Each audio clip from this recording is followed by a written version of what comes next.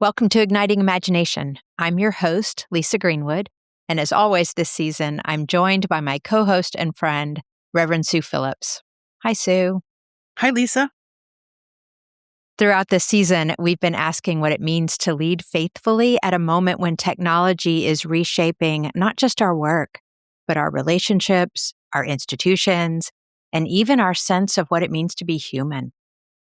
We've been taking cues from Sue's paper, Religious Leaders as Technologists, which is available on our website and which invites leaders in the church to think carefully and courageously about how we design ministries, roles, and systems that meet deep human longings without losing our soul in the process. But for this final episode, we wanted to slow down and address the questions we know many of you have been holding throughout the season. Because for a lot of people, conversations about technology, especially AI, don't feel hopeful. They feel complicated, fraught, even dangerous. So today we're joined by someone who's going to help us name that tension out loud.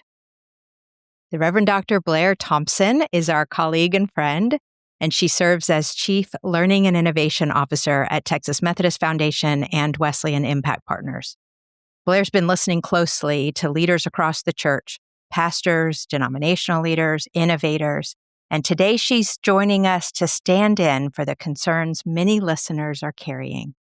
Blair is here as a kind of holy provocateur, asking the hard questions about ethics, power, AI, and the role of tech in the church. So welcome, Blair. No pressure.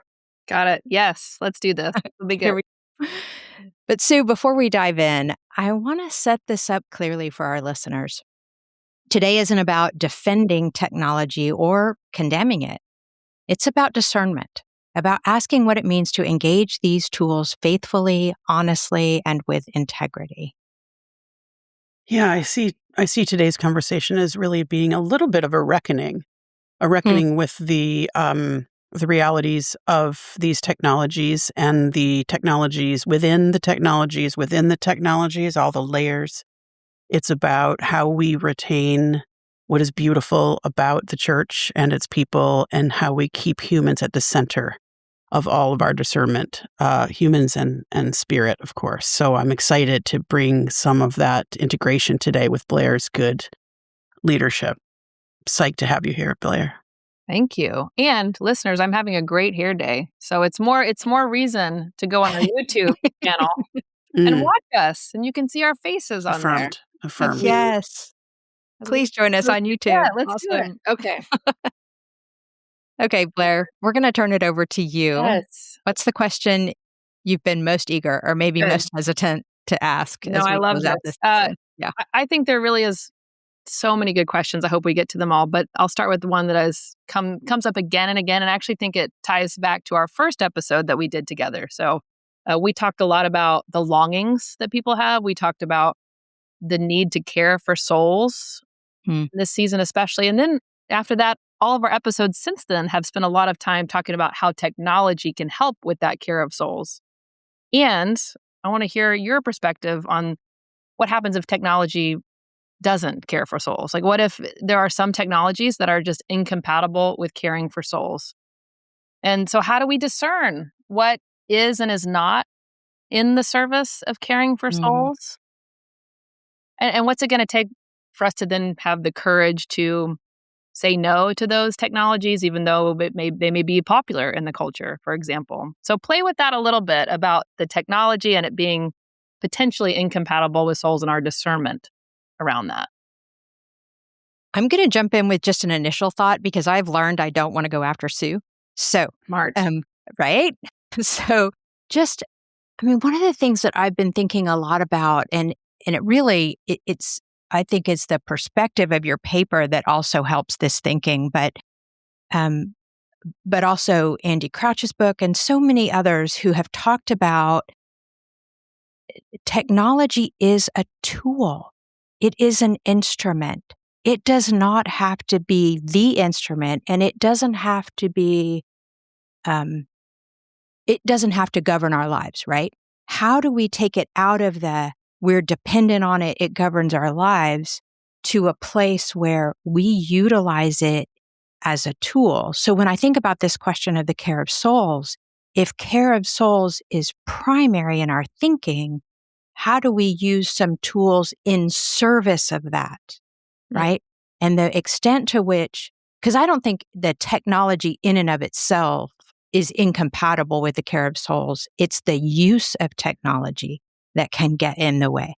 And so if we get to a point where that use of technology is actually keeping us from caring for souls and keeping us from relationship with one another, then it has become incompatible, right? So I think it comes back to the discernment about, are we using it in service of what it is God is calling us to be and do in the world, if that makes sense.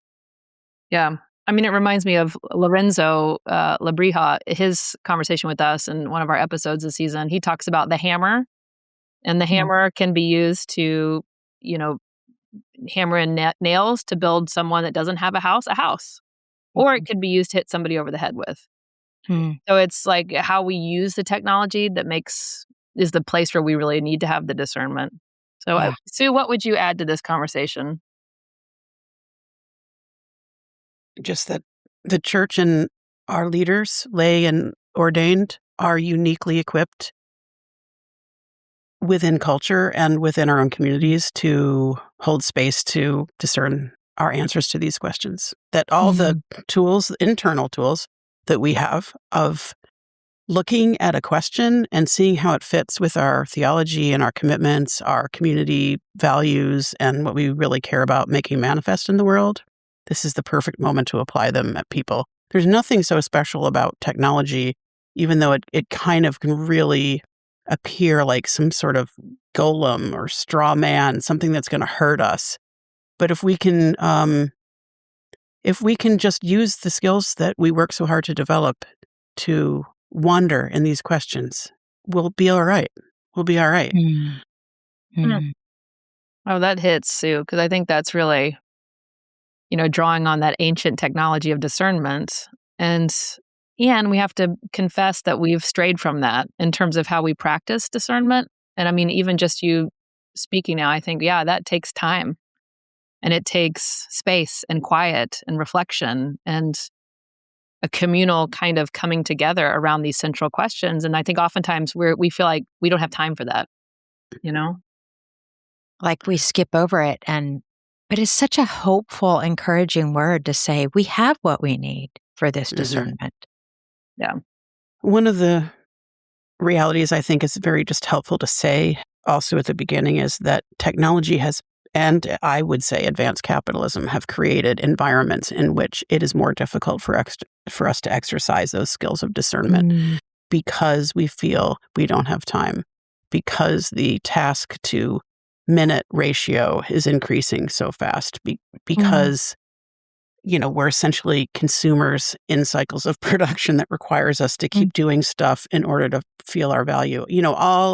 Each one of us will have our own analysis, but there is a way in which technology writ large, among other factors, makes it harder for us to access those, which is why I think our churches and religious leaders have this is a special moment to remind us and to recultivate those skills and to help us really experience them as the superpowers that they are. Yes. Yeah. So speaking of superpowers, I'm trying to bridge here. Let's see how this goes into the next question. But certainly, I think we would identify one of the gifts of the church is presence, being present to people in all aspects of their life, at all moments and through every situation. And it came up again in several conversations, but specifically one I'm remembering where we had a leader that talked about how he feels more alive and comfortable online than he does in an embodied everyday life. And I think that resonates with a lot of people. I think he's not alone in that. Obviously, we've seen that in recent years, especially. So, and I think younger generations resonate with that. But, and I'll be honest, it just kind of hurt my heart a little bit when I heard that. So I guess I want to play with this a little bit and what do we do theologically with that? When we follow an incarnational God who meets us in flesh and presence, and yet we are seeing the Spirit work through these online spaces, through these platforms, if you will. So how do we take seriously that there is an aliveness that's happening online, but also recognize, it may not be enough. I don't know. Play with that a little bit. So recently, I was listening to a podcast that was talking about um, the increase in folks.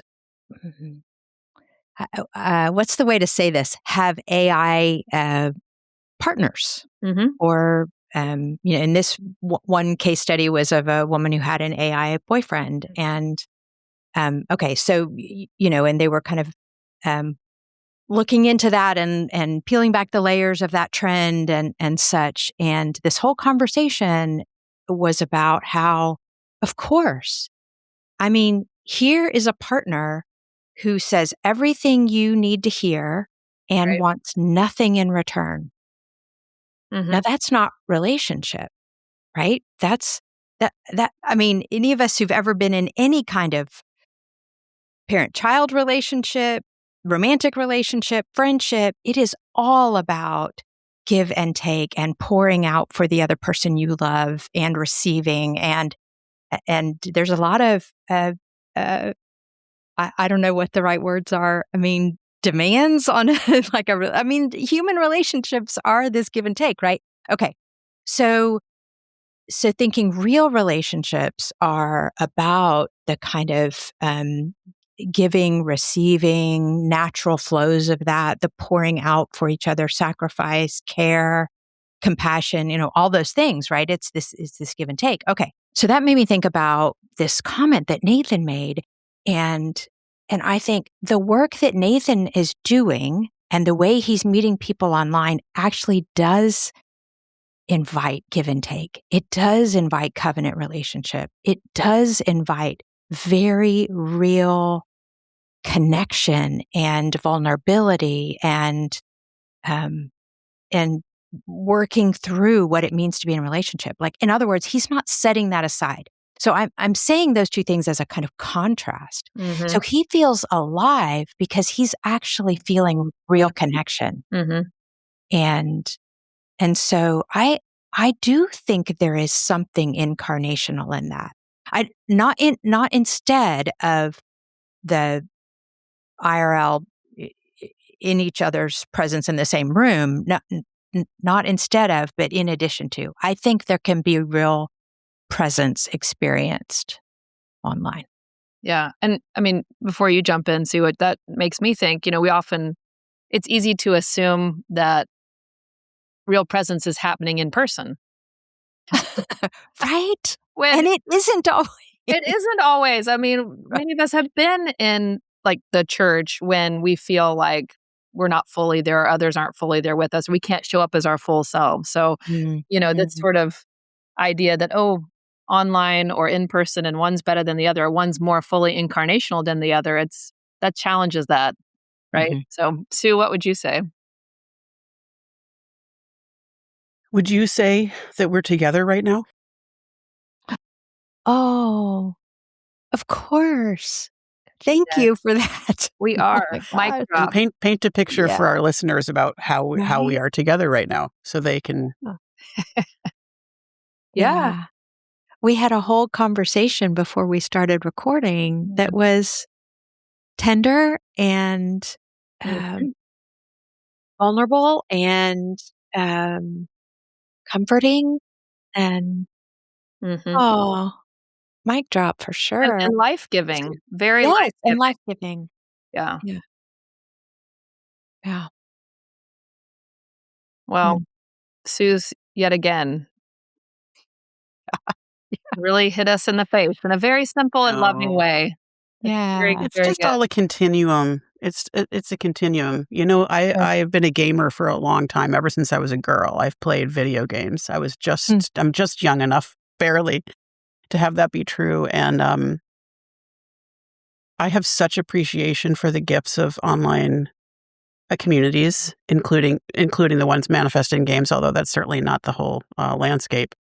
I'm so grateful for the ways it allows us to try things on, aspects of our character, the way we look, the way we communicate with people. And of course, there's a lot of overwhelmingly negative aspects of that too, because humans are humans, and we all know what happens when anonymous interaction frees people up to do and say and be sinful, horrible ways. Right. But Right. I have such a tenderness for the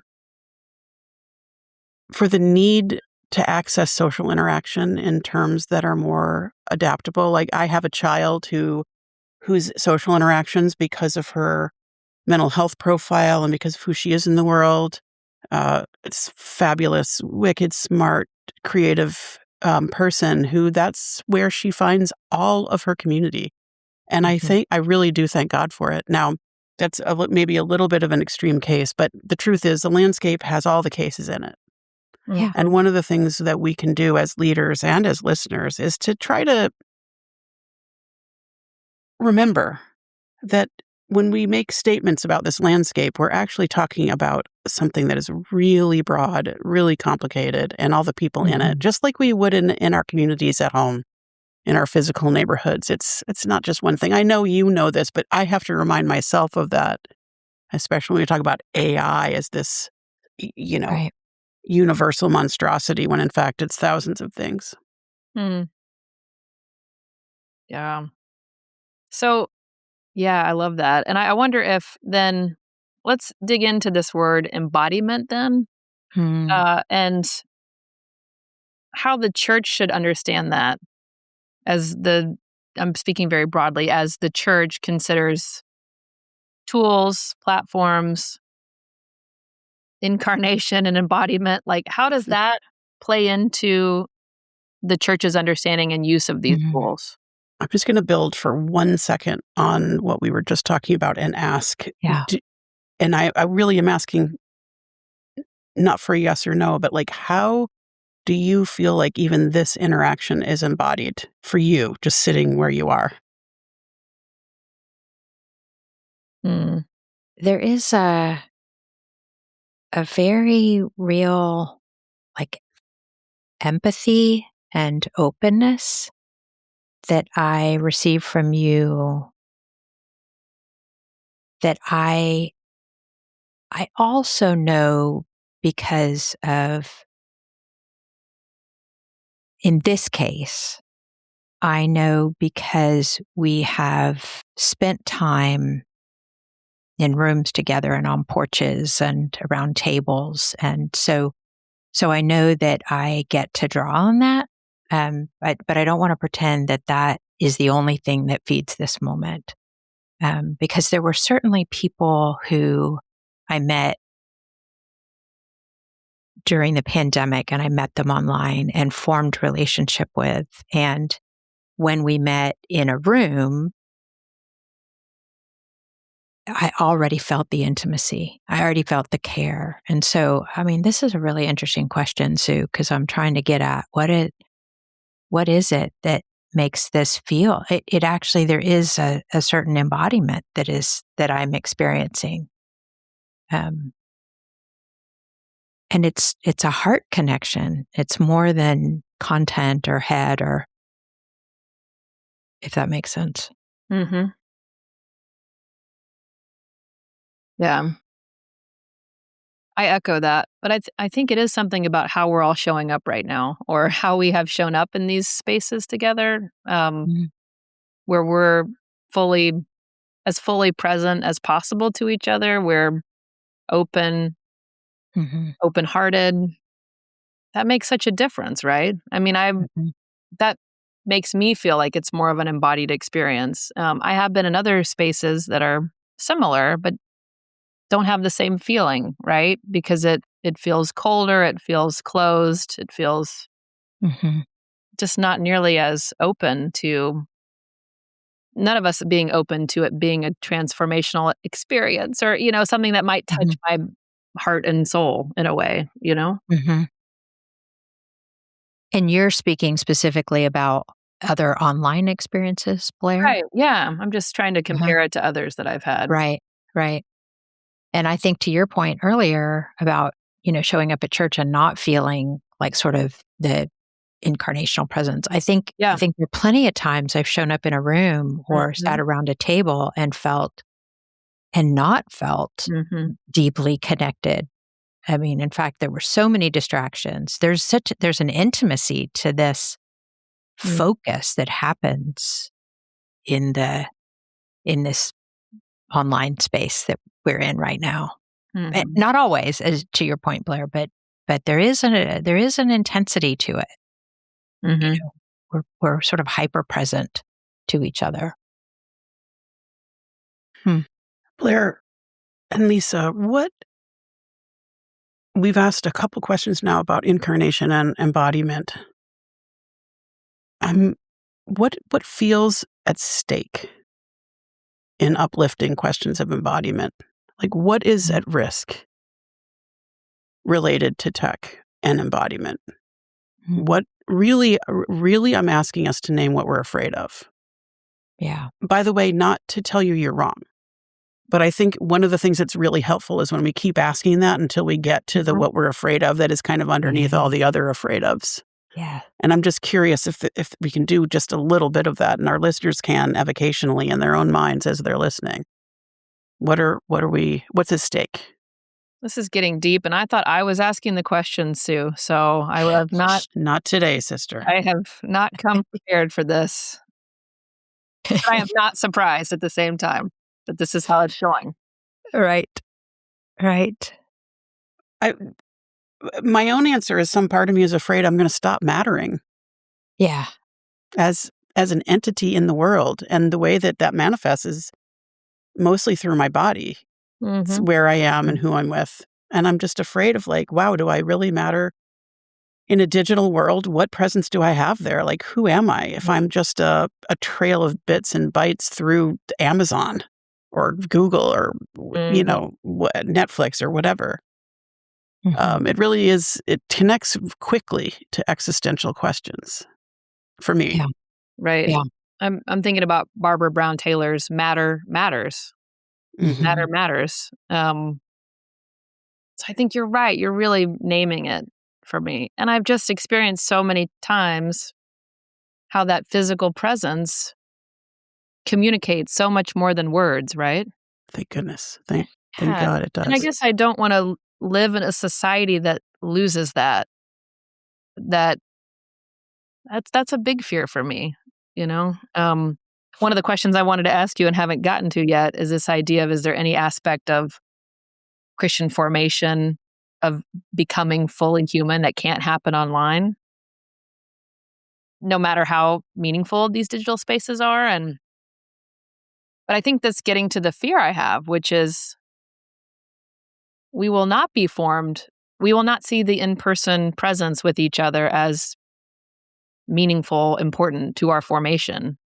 And I don't want to live in a society like that where we're not showing up physically for each other, you know? Mhm. And wrestling with what's hard about that. The the compromise, the sacrifice, the conflict. Trust is built on tear and repair. How do you experience all of that? Okay, so I have those kinds of questions, and yet I I think all of those things are possible to experience if you create the right kind of spaces.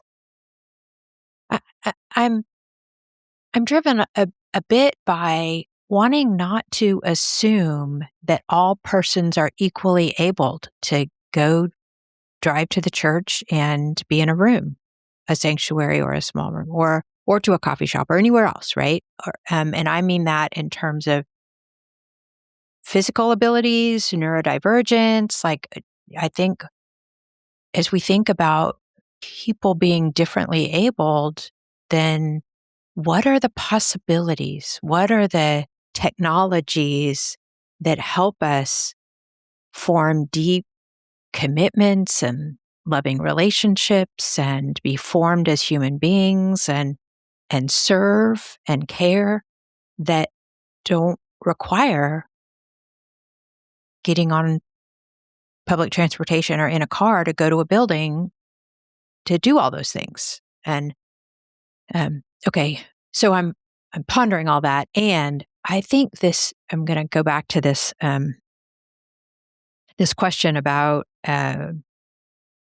what's at stake, and say I think if you take this sort of existential what's at stake for us as human beings, you can also say that about the church. Like, I think the church is asking existential questions about whether the church matters. And in this moment, or for the long haul. And I think the answer is yes. And if we're in a crisis of relevancy in terms of how we live out our purpose, I think we have to adjust if it's no longer relevant. Like, how are we really forming people and creating space for relationships? And what is the role of the church today? And why does it matter? But I think that is underneath this fear and pushback. Yeah. And I can't help but bring up, and I think I did in the first episode too, so here we go again, but my time with Cara Root, who writes beautifully about her small church and how she talks about it. And the relevance, the power of that church is about physical presence with each other. And it's helping each other to die well. Mm. And it's celebrating with each other. It's holding hands in life's toughest moments. And so there is this connection in that case of making the time, energy, effort to be with each other in the most withness we can as humans, next to each other in the hard times, right? Mm. I want to talk about ethics, because that's another big set of questions that we didn't really get to in this season as much. And I would love for Sue to start with this, because you are working for a tech company. And tech companies often, we know they operate by extracting things: attention, emotion, data. And how does the church understand that, not participate in that, speak out against that kind of extraction, offer an alternative version? I don't know, but I would love to hear your take on tech companies and the church and how they align, don't align in using what's available to benefit the care of souls, as we've talked about, without harming. Well, what a great question. Super complicated. We could have a whole series on this range of questions. But I was reflecting on how one of the first things I did in my own church as a layperson, very, very early in my my church community life, was to help with the mailing list, because it was in the early days of mail merge, where you could have like an address, a series of addresses, and then you'd have text. And through the magic of technology, you could actually put someone's name in there, and you could make like letters that you could send to your people, and amazing. Thus saving 100 times over the administrator's work of having to type things out. There is a way of thinking about what a lot of tech does that is very much in that family of things that, in fact, churches rely on all the time. Yeah. Email, text messages, hybrid services, live streaming, microphone amplification through et cetera, et cetera. So I think one thing for us to state, obviously, is that these technologies already do live in our churches, and our churches use them as tools to do their ministries. Tech companies, not just tech companies, use the tools for their own business purposes. Shell uses it to drill and produce petroleum products. Kaiser uses it to track your health and to send you expense-lowering instructions, et cetera, et cetera. Almost every resource has to be extracted. It has to be moved from one place to another. Yeah. It doesn't have to be stolen. It doesn't have to be abused. It doesn't have to be like all the things that humans can do with the kind of resources can be done with tech products or any other kind of product. I'll just say, I'm just trying to like soften the concept so that we can see maybe a little more clearly. In the case of what I literally spent the hours before this conversation doing is looking at the context that users are providing for us in our app so that I can help make the app more personalized for them, which means that the user is literally volunteering to tell us things about themselves and trying to make the app more helpful by using that information. Frankly, if you don't mind I hope I don't get some bad letters from this, but just in the same way I would when I had the administrator stand next to me in the line at the end of a church service, because people would tell me things that I couldn't always remember. And so we would take notes together in the line. And it would be like, oh gosh, Bev just lost her cat. Like, that just remind me to make a note of that. So, I mean, these are very human activities. It's not a benevolent human activity to extract things at scale and to monetize them, taking them from you so that I can become rich from them. That is not what I'm talking about. But at the fundamental function level, these are very common activities. Okay, this whole answer has been massively abstract. Can you guys help me just bring this down to a level that we want to help our listeners talk it through?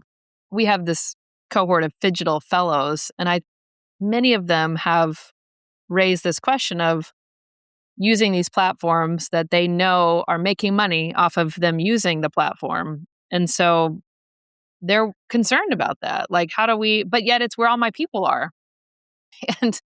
But they feel like they're feeding capitalism, feeding the algorithms, and yet it is providing space for them to be with their community. Or you hear what I'm saying? So I think that's the constant challenge that we're seeing. It's like, well, yeah, that's where people are, so we should probably be there.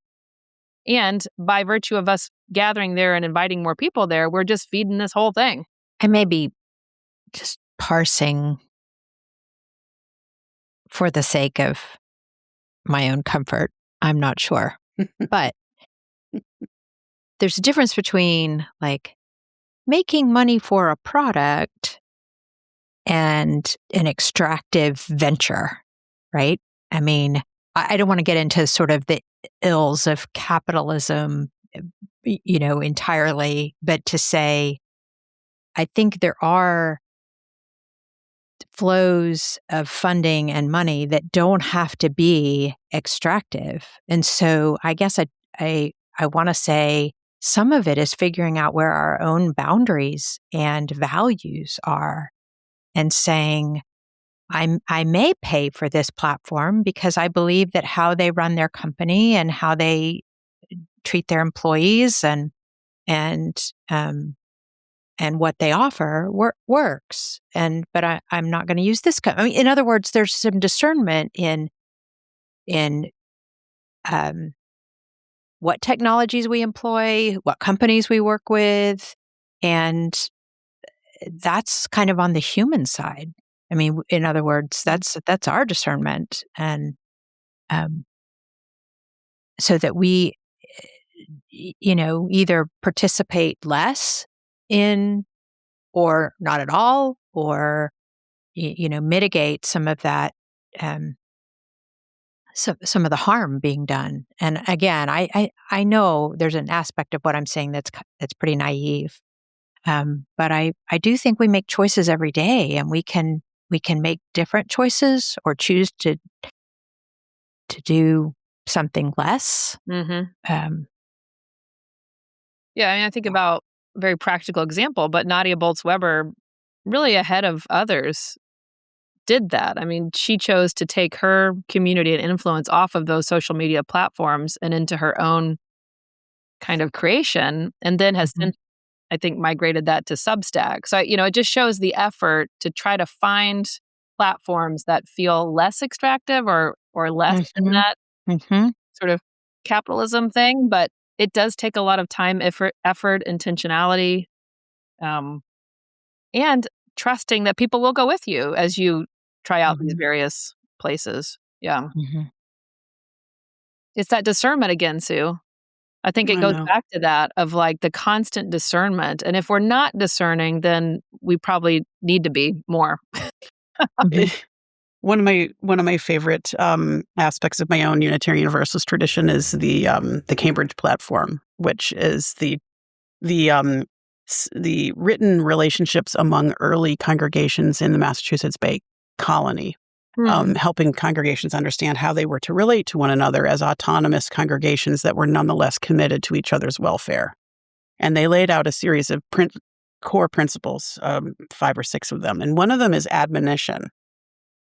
And it Mm. basically meant, when you're doing something that goes against God's intention for you or is bad for us, we're going to make sure to, in fact, we commit to pulling you aside and telling you to stop that nonsense. And we're not going to Mhm. be, we'll be kind, but we'll be unrelenting. And I Mm. do feel like church has a massive responsibility for admonition to rain Yeah. fire on these companies and the people who make these terrible products. I mean, I'd be happy to name names if I'm allowed, but just awful companies, awful leaders Mm. making terrible decisions with reactionary investors. We should absolutely be using all of our powers to say stop it Mhm. until the end of our days. So I think it's just it needs to also say that we can see Mm. plainly what these companies are doing. Some of these companies are doing. Yep. We can choose not to give them Yeah. our money, and we can choose to use companies that are doing less of that, as Mhm. you all have articulately said. But I just wanted to bring up admonition as a maybe even a sister of discernment. Mhm. Admonition is Nice. what happens when discernment grows muscles and says, Mm. "Mm-mm, no, not here." I like that. What a quote, Nice. Sue. Yeah. Admonition. I don't think it's gonna go into our title for this episode. I don't know how much of a attention grabbing it is, but Oh, my ancestors would be I so like it a proud. lot. I like it a lot. Yeah. From one nerd to another. You've really touched my soul here with that. Um, all right, so I'm kind of rounding the corner here, and I wanna talk a little bit about AI. I think we could spend so much time in it, and I'm trying to capture the concerns, right? I'm the holy provocateur here, right? So I'm trying to do my best to hone in on what the concerns are, and there's many around AI.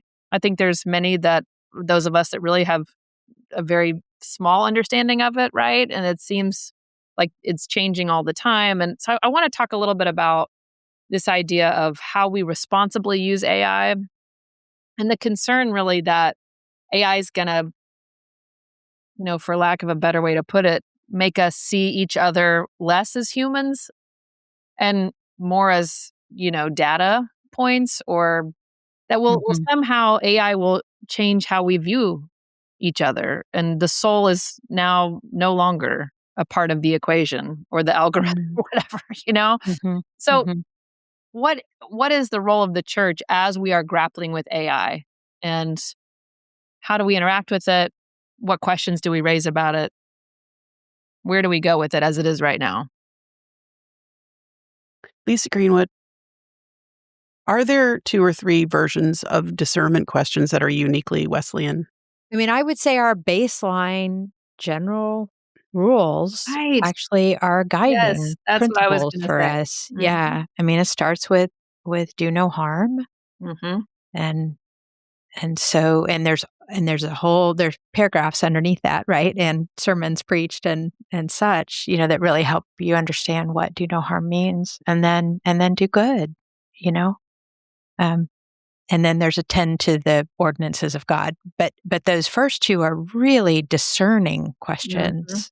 When we think about AI, it's really been helpful for me to think about Bob Johansson's, kind of renaming. He says it's inappropriately named. It's not artificial intelligence. It's augmented intelligence, and we augment all the time.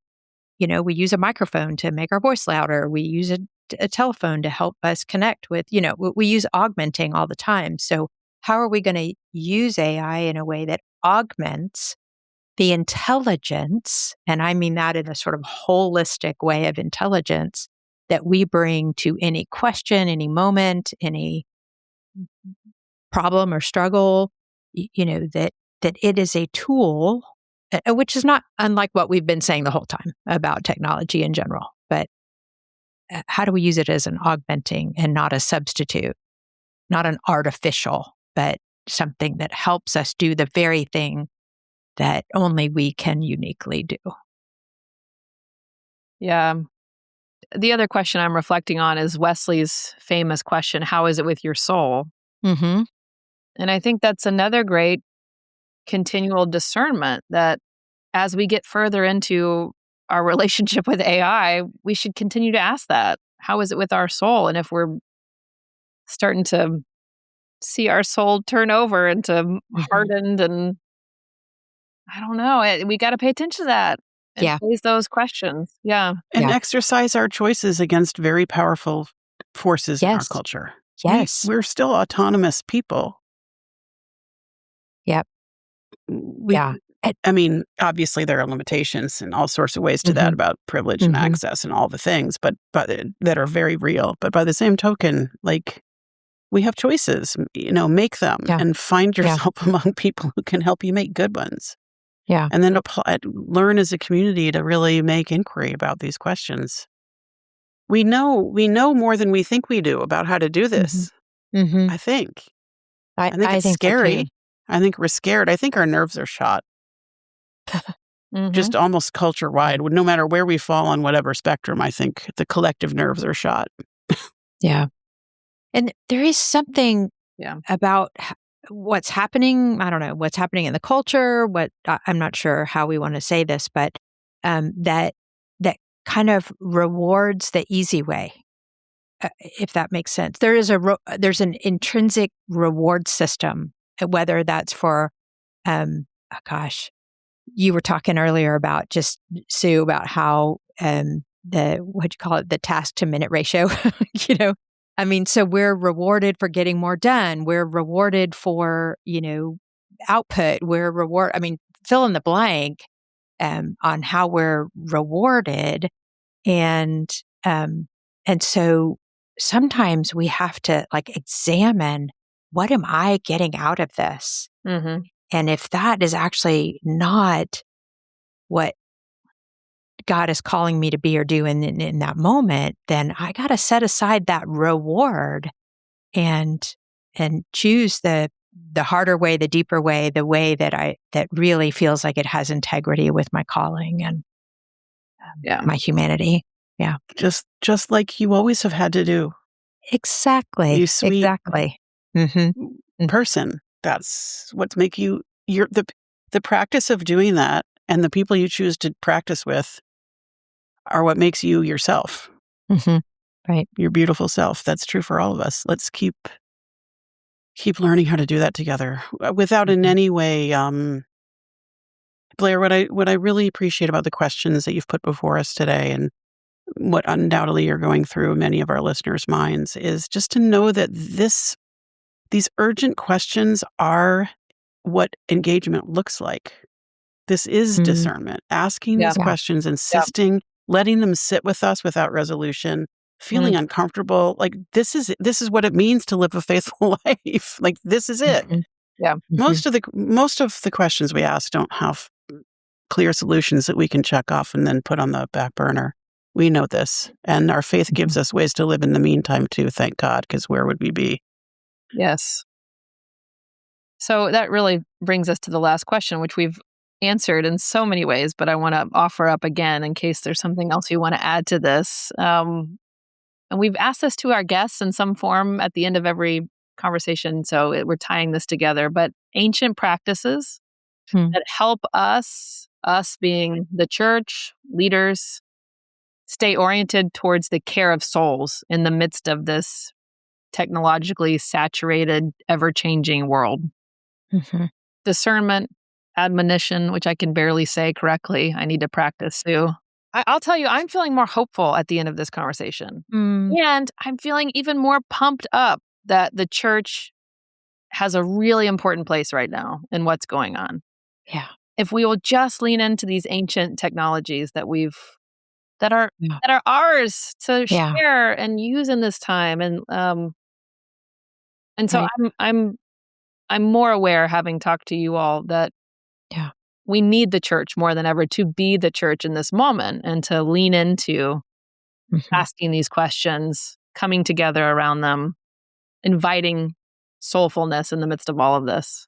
So many ancient practices are coming to mind. I mean, prayer seems an obvious one, but what I mean by that is the sort of pausing and opening one's heart, listening, like being present, present to to the holy, to what God is saying in any moment, present to the moment, present to the souls in our care, in our midst, like presence as the sort of essence of prayer.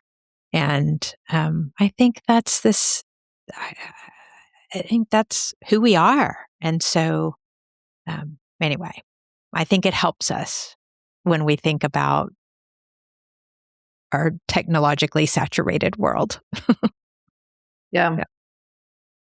Yeah. Yeah. I'm one more quick reference. I mean, I'm sort of laughing. Kenda Creasy Dean shares in a PowerPoint an image. On the top is the world on fire. It's like Yeah. fire, Yeah. fire, fire, and then on the bottom is an image of Will Ferrell yelling, and he says, "Anybody want to join the choir?" And Uh-huh. Uh-huh. every time I share that image in any kind of setting, people laugh. I mean, because Yeah. it really strikes a chord, right? I mean, there's truth Right. in humor, and I think based on our conversation today, it's like, yes, the world's on fire, and what we really should be yelling is, anybody want to discern what's going, like what's Yeah. going Yeah. on, the deeper questions here. I mean, it really Uh-huh. is that. Yeah. But I think Yeah. what I'm saying is, if I keep seeing the church doing things that are so not what we need right now. Again, I love choirs. I don't mean to dig on the choirs. Don't send me emails. Love choir. Very important. Lovely. And like let's actually make time and space and make priority the deeper work here, Yeah. which Yeah. is really needed right now. Come on, Right. church. Right. Anyway. Come on, church. Amen. Blair, what else can we possibly say? Come on, church. We're Phenomenal. with you. That's We Oh a great believe. no. place We're to end. here. May it be so. All right.